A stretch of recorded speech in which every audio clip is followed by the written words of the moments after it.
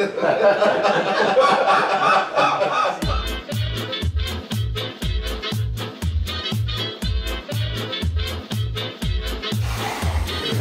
shit, man.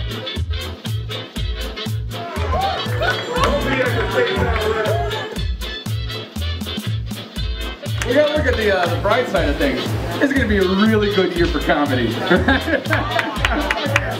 You guys remember the Bush administration? Right. That shit was hilarious! What an awesome thing to study is comedy. What got me into comedy is I have no other marketable skills whatsoever. I lost a whole front table the second I called Jar Jar Binks a Jamaican retard. I have wanted to do comedy my entire life. All right, I'm here at Legends Sports Bar and Grill. If you want to be a great comedian, you gotta work hard. It's something that I have to get really good at. I just don't want to get a day job.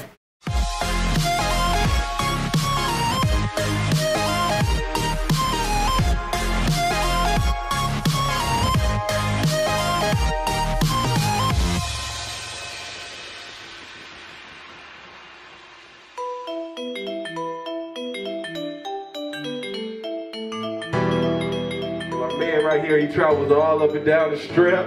I want y'all to put y'all hands together right now, dude, for Strangling motherfucking Jack! The name Strangling Jack, I have no idea where it came from. It's one of the mysteries of our time. Strangling Jack, I mean, is that a name for a comedian? I love the Strangling Jack. Yeah, what idiot names himself Strangling Jack? Sometimes behind his back we call him Struggling Jack. Strangling is the name for a comedian. Strangling Jack is one of the most talented comedians that I've ever had the pleasure to work with. If he just would stop being such a douchebag, I think he's a terrorist. I don't care what terrorist he is. I don't care what his cause is. I just want to contribute to Strangling Jack. Turns out he's a fucking comic. Her name was Lola and she's a transvestite. I'm trying to give to a terror organization and this bastard took my money.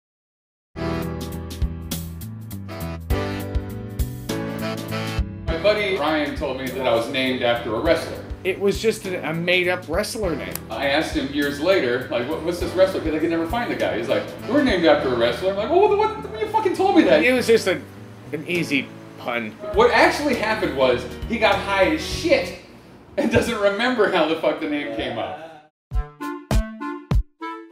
This is my third set. First night though, I did the fucking dive bar. Who has done the dive bar?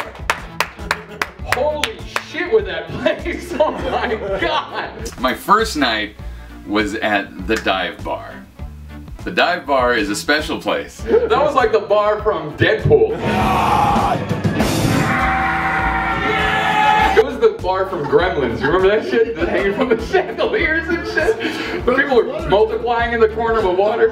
There was a Russian guy with tattoos up front. There were hecklers. Actually, that guy, I think he's actually part me. He's like a, shut the fuck up. Most people's first time doing stand-up happens in an open mic. My first night went kind of crazy. I had about 17 minutes of cool stuff. You start thinking of Eddie Murphy and Richard Pryor and John Witherspoon. You think about these people, Stephen Wright, who you admire, who do stand-up comedy. I'm gonna be one of these guys. And the first 4 jokes I told were had to be there kind of stories.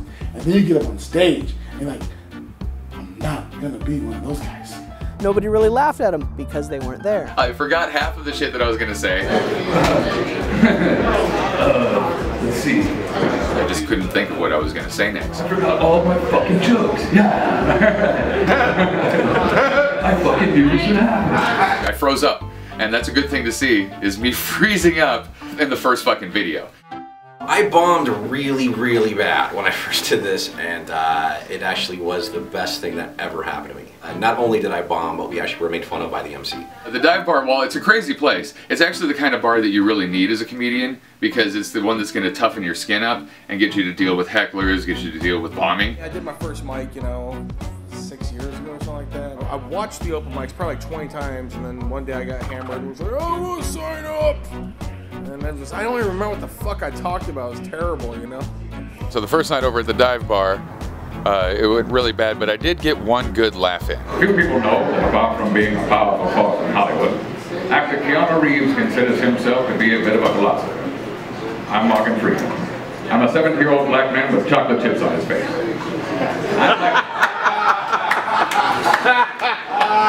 It was a great first night because that's the kind of like extreme situation that is gonna make all the others a little easier. Even on my worst day, if I think I have a bad show, I always think to myself, it's never like that one show. So it's kind of like I always have that.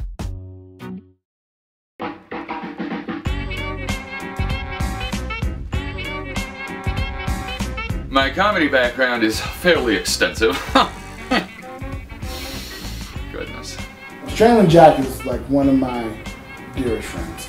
We were both improv brothers with the Swinging Johnson brothers back in Southern California. They can barely afford substandard healthcare. The Johnson brothers were originally birthed out of this really crappy theater in Colton. In high school, I started getting into improv, which is fucking terrifying. I went up there and made a fool of myself, and so I was frightened of it. I didn't go back for 2 years. That's great. Oh, thank you. I worked very hard on it for like 2.5 hours. Really? Yeah, no, I actually only worked for like 12 minutes. I have ADD. I continued with improv all the way through college, and then we ended up forming the Swinging Johnson Brothers at a theater in Colton, California. Swinging Johnson Brothers.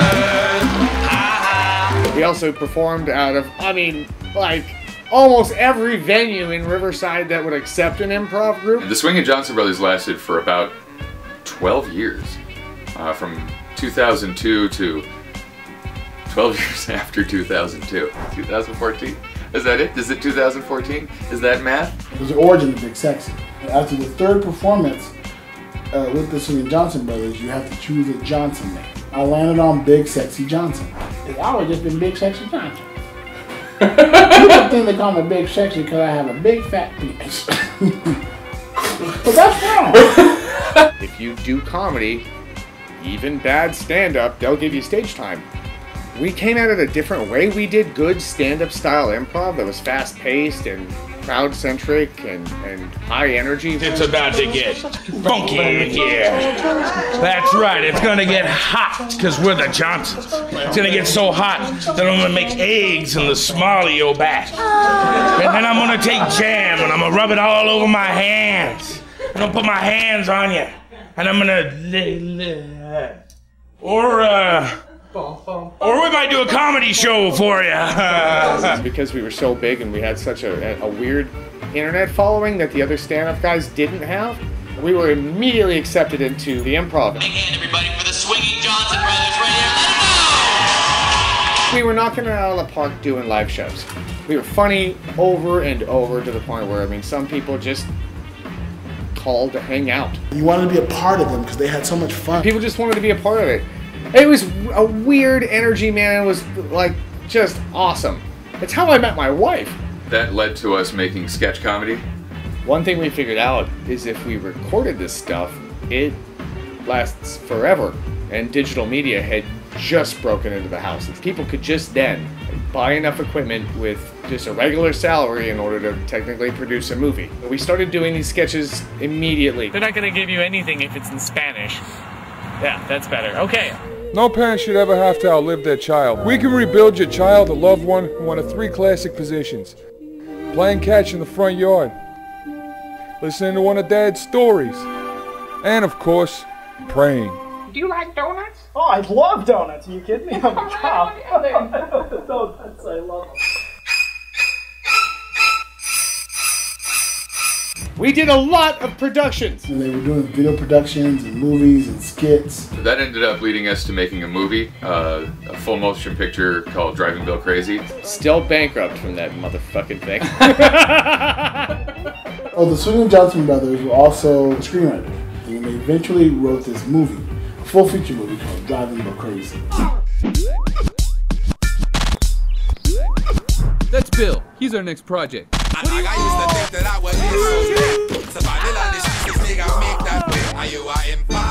The first thing they had me do was this little skit. I was a big bad wolf in a dream sequence that the main character Driving Bill Crazy had. And it was probably one of the most fun things I ever had filming. Our movie had 200 actors, 73 locations. We didn't go small on anything. We didn't pay anybody. Nobody had any money to pay them. We spent all of our money on the equipment to make the movie to begin with. If you only knew how many times I've killed you in my mind. Time came to film the actual full-length movie, and I was to play the detective. I got to interrogate Jonathan Johnson. I got to slap him around and Probably one of the best shot scenes in the movie, in my opinion. We have confirmed reports of you making terrorist threats. Confirmed. We found experimental medication on your person. All of our costuming, we had to borrow from this costume store. We worked out a deal with the local costume house to where they give us all the costumes that we'd need to make the movie, but we had to make a DVD for them. We ended up producing an entire exercise video for belly dancers that are belly dancers. Come on. Okay. They're morbidly obese belly dancers, and this is a disability situation thing for them that I can't do this. I sat through so much footage of these belly dancing ladies. They're so nice, but man, it was a long project. Fuck it. Best years of my life. Johnson Brothers making the movie. My son is in my movie because of the Johnson Brothers. He was like an improver and did all this other crazy shit for all these years. Then he just decided to quit doing that and just jumped feet first into stand-up, which is fucking nuts. Last night I did the Baja Grille. Anybody do the Baja Grille? Baja really helped me open up because it's such a supportive atmosphere. This is much more what I'm used to. It's a usual comic crowd. We got about half white, half black. Right? We got the. I thought we had the token Asian, but we don't. He's just another funny Mexican. The problem with it is we forgot the camera. They shouldn't give me the Matrix because I would have made it a comedy. Like the first thing I do is give him like a comedy sidekick, like someone else from the drug culture, like Owen Wilson. Maybe be like, I know kung fu. Hey, I know kung fu too, man. Asian guy who lives down the street from me. Really nice guy. He's teaching me karate. And no one does an Owen Wilson impression. Because of that, I've tried to force him into all kinds of sketches. He was in Hollywood Nights, where he plays a witness. The guy was like, hey, can I have your autograph? And he was like, no, but you can have a bullet. He didn't actually say that, he just shot him. In The Petty File, I got him being a foot fetishist as Owen Wilson.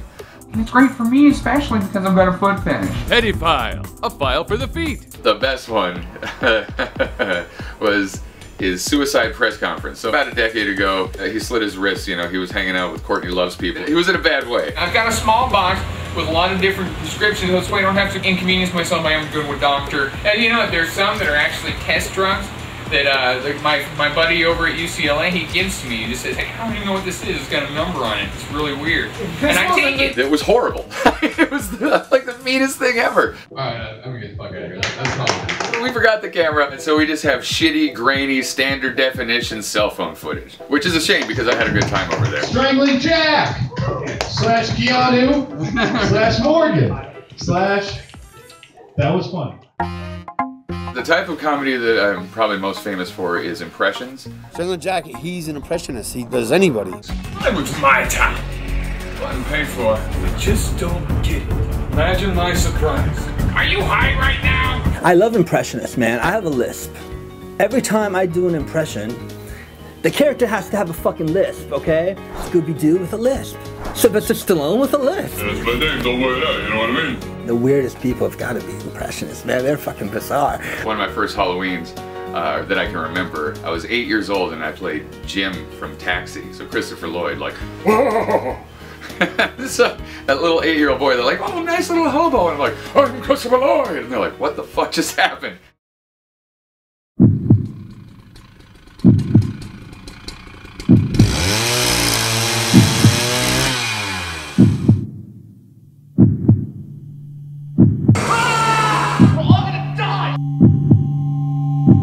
Strangling Jack played Ash in Evil Dead the Musical, and I got the job. Oh, he headlined that Evil Dead thing, right? I heard good things. Yeah.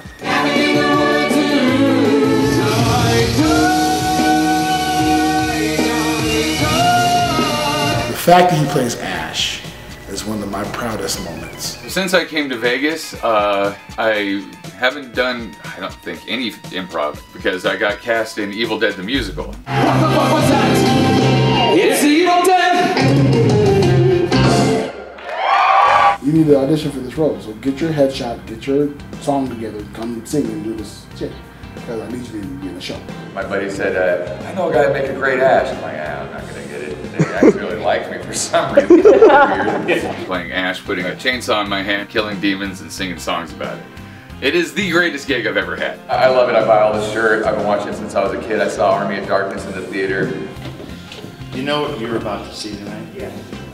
I've seen the movie, but I've never seen the That doesn't mean anything. You know nothing of the horrors that you are about to experience. Motherfucker looks like Bruce Campbell. Can I cuss in this thing? Yes. Oh, good. This motherfucker looks like Bruce Campbell. I typically don't do a lot of like theater. As far as I knew, it was the first time he had played a big major principal role that wasn't on film. But I had to do this. But I knew he'd be perfect, and I knew it. And so, you know, I'm a genius like that. Groovy. The Stateside Lounge, that was my favorite of these last 3 nights. I like the ambiance here. I like the lighting. I mean, this. What's up?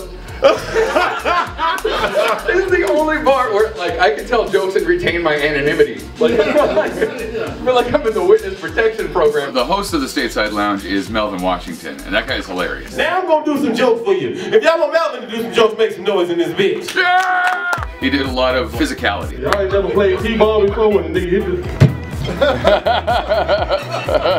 People were comparing him to LeBron James. I get tired of people calling me LeBron James. LeBron James, really, motherfucker? Have y'all seen LeBron James' hairline, motherfucker? He did like a dribbling thing. Y'all ain't never been to Walmart, motherfucker, come up to you just... Not a lot of the other comics there were like really using the stage, and he used it. Fellas, who ain't got that salt and pepper head before you? Who know what that is? Oh, y'all some little dick bastards. That's when the girl grabs your dick with both hands and... Melvin, what was this with the salt and pepper shaker? I call that the Indian burn. Was that shit pleasant? That would not feel pleasant to me. I was like... Y'all put your hands together right now for Alex Jack.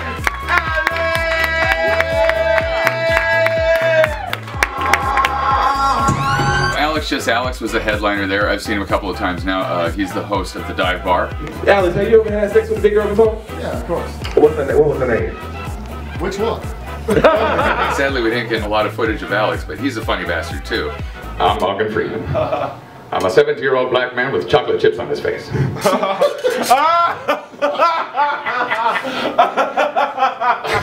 Way to destroy my I apologize, Mr. Alex Just Alex. just trying to be, no, just being Alex, just being Alex. He's just being Alex. I like that Melvin brought it back up. At the end, I have chocolate chips on my 30 more years, you'll get the chocolate chips. Morgan Freeman and the chocolate chips. Sounds like a Harry Potter title. Morgan Freeman and the chocolate chips. By the end of the third night, I was feeling really comfortable. I ended up hanging out with Alex Just Alex and Melvin. We took some pictures, and then I did some like dancing with Melvin. Melvin's a cool cat. I have a feeling I'm gonna see him a lot more, and it's gonna be pretty fun. In '87, Leno said, if you want to be a comic, you got to go on the road. Quit the cushy job, and I did, and I've been on the road ever since. In the comedy world in general, there's a lot of tips and tricks, some kind of rules. When I come across those, I'd like to be able to share them on here, and they might be able to help somebody out. Just prepare to work. If you're going to be a good comic, you actually work harder. I would say just always be a student of comedy. It's hard. Stop! I'm up usually 8, 9 a.m. Working. Making phone calls, sending out my avails, but I don't consider it work because I love what I do. This is not going to be glamorous. You're not going to go from Joe Schmo off the street telling jokes on an open mic to Kevin Hart overnight. Just work hard. Just keep working those lines over and over and over again. Just walk up and down the street, you know, don't worry what people think, you know, or maybe your neighbors didn't worry about them a little bit. But just work hard. Really, it comes down to stage time. Get on stage. It's a lot of rejection, it's a lot of tough nights, but if you're really talented, stick with it. For me, it's about the art. Find your niche. Find what it is about you that makes you funny. Take every class you possibly can. Take improv classes, take acting classes, learn how to perform, use space work. Learn to write a fucking joke. The more crazy you are, the better comedy you have. Get on stage with a professional crowd. Get on stage everywhere you can. Go to a rock club, go to a jazz club, go to an urban night. Just get on stage, because that's where you're going to work it out. I encourage all comedians to get out there and try to freaking do something. Anything. Even if it's a movie that won't make any money and will bankrupt you and your family. If you're good and you're putting yourself through the meat grinder of comedy, I just wish you the best, man. Just be original, be yourself. Tell the truth. Truth is comedy. Comedy is truth. And if you're true, it should be funny. Get on stage, work it out, and get good. I've gained so much just by being around people that, you know, have been doing it for 20, 30 years. So that's been, I think, the most helpful thing I've done. I want to hire the best comics I can for the cheapest price. So get good. If somebody doesn't hire you, go out there and get so good that they have to hire you. What you actually really want to say, but you're not saying it. That's when you got something. That's the strongest thing. You know, that's the strongest thing. Next show is going to be at the Motor City Cafe. We'll see how that goes, and then I'll be doing stand-up all week. And I'm just going to keep doing it until I get decent at it, until I stop saying until I stop wandering around the stage or pacing. I'm just going to keep doing it until I feel comfortable and until I start having fun. My name is Brandon James, and I am a stand-up comedian. Was there anything else that you want to say? Porn. I do porn as well. What's your porn name? Brandon James. Yeah. Brandon. Yeah. Too obvious? Mine's not Strangling Jack. It's Sledge Manhammer. It's Sledge Manhammer. I was going to be my first guest. So of course. I'm glad we covered that. Thank you. Is the accident shot?